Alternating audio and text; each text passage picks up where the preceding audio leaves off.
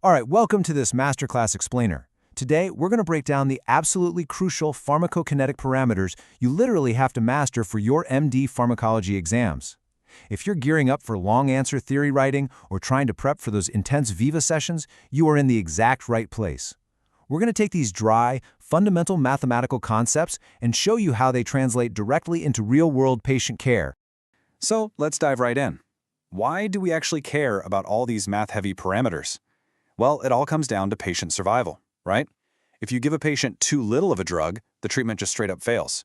But give them too much, and it becomes toxic. The space between those two extremes, that's your therapeutic window. Now, for your theory exams, make sure you don't confuse this with the therapeutic index, which is the ratio of the toxic dose to the effective dose.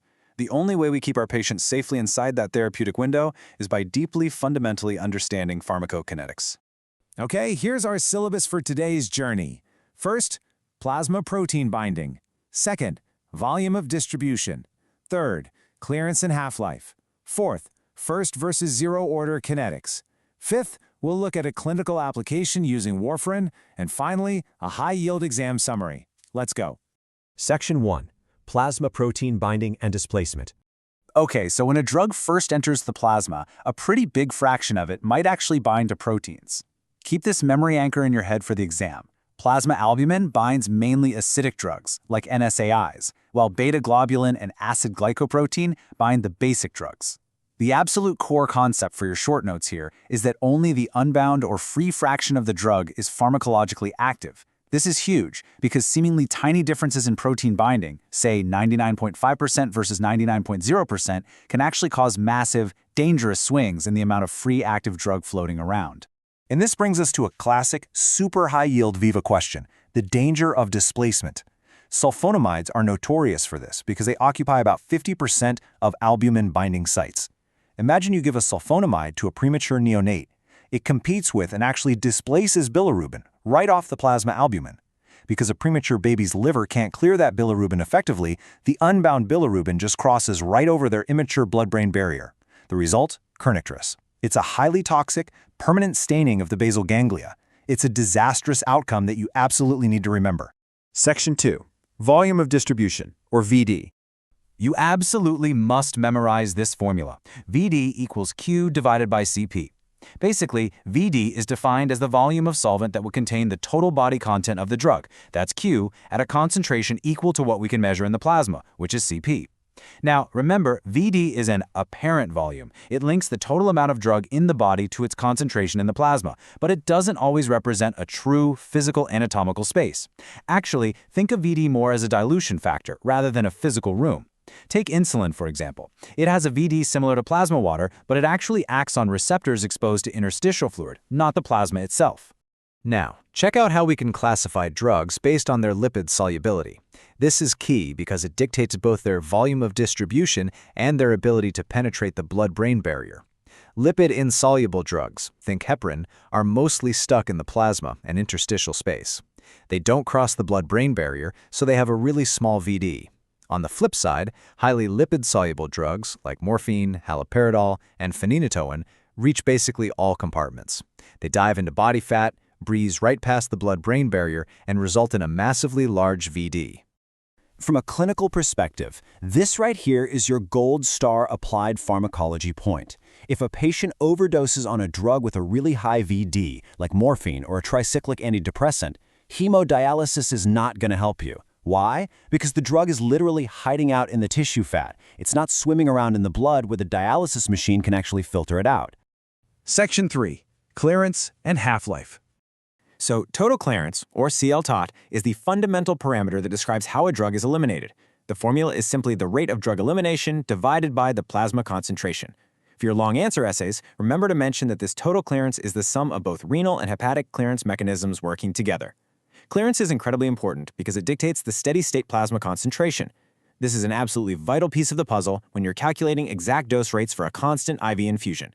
You need this to ensure the patient gets exactly what they need, no more, no less. This graph is brilliant for visualizing a single compartment model. You can see how elimination works in real time. Right after an intravenous bolus dose is given at time 0, the plasma concentration falls exponentially. That straight declining line you see on the logarithmic scale, that perfectly proves that the concentration declines exponentially for any drug following first-order kinetics. And from that decay, we derive the elimination half-life, literally the time it takes for the plasma concentration to drop by half. The formula is 0.693 divided by the elimination rate constant. Now, what you really need to drill into your memory for the theory exams is this relationship. Half-life is directly proportional to the volume of distribution and inversely proportional to clearance. Ultimately, the elimination half-life tells us exactly how long a drug is going to hang around in the body after we stop dosing. Okay, let's step through this mathematical progression because it's fascinating. When you start at constant drug infusion, it doesn't just instantly hit its maximum steady level. It takes time. After one half-life, you're only at 50% of steady state. 2 half-lives gets you to 75%. 3 half-lives, 87.5%. And it's really only by 4 to 5 half-lives that the steady state is finally approximated. This rule right here is a guaranteed exam question. For example, a drug with a 24-hour half-life will inevitably take exactly 3 to 5 days to reach a therapeutic steady state in your patient. You can't rush it. Section 4. First-order versus zero-order kinetics. To really grasp this, think of the fantastic bathtub analogy from the source material. First-order kinetics is kind of like letting water drain out of an unplugged bathtub. Initially, the water rushes out fast because the tub is full and heavy, but it slows down as the volume drops. The rate is directly proportional to the concentration. Zero-order kinetics, on the other hand, that's like having a mechanical pump pulling water out of the bath at a strict, constant rate, no matter how full or empty the tub is. The system is saturated, and it can only work so fast. Drugs like phenytoin, ethanol, and tolbutamine follow this zero-order or saturation kinetics at therapeutic levels. A classic mnemonic for your Viva on zero-order drugs is PEA: phenytoin, ethanol, aspirin at high doses. Why is this so crucial to know? Because if you even slightly increase the dose of phenytoin, the elimination mechanisms are already maxed out. That tiny dose increase causes a disproportionate massive spike in the free drug concentration in the blood. For drugs with a narrow therapeutic window, that slight bump can push your patient straight into severe toxicity. Section 5. Clinical synthesis, the warfarin case. Let's see this in action. Warfarin is an acidic drug strongly bound to plasma albumin, which means it has a very small apparent volume of distribution. It also has a notoriously narrow therapeutic range, so we have to monitor the patient closely using their prothrombin time, expressed as the INR. But here's the catch. Because it's so highly protein-bound, it is incredibly vulnerable to displacement. If you give a patient on warfarin an NSAID or chloral hydrate, you temporarily knock it off those proteins, increasing the free warfarin in the blood and severely risking a catastrophic hemorrhage. But watch what happens when we mess with clearance and half-life. Warfarin is heavily metabolized by the CYP2C9 enzyme in the liver. Say you prescribe rifampicin, which is a powerful enzyme inducer. Suddenly, the liver starts clearing drugs way faster. The major takeaway for your exams here is that warfarin's half-life will dramatically crash from about 2 days down to less than 1 day. The clinical result? The anticoagulant effect absolutely plummets, and your patient is instantly at a huge risk for developing blood clots. Section 6, High-Yield MD Exam Summary. Let's wrap this up.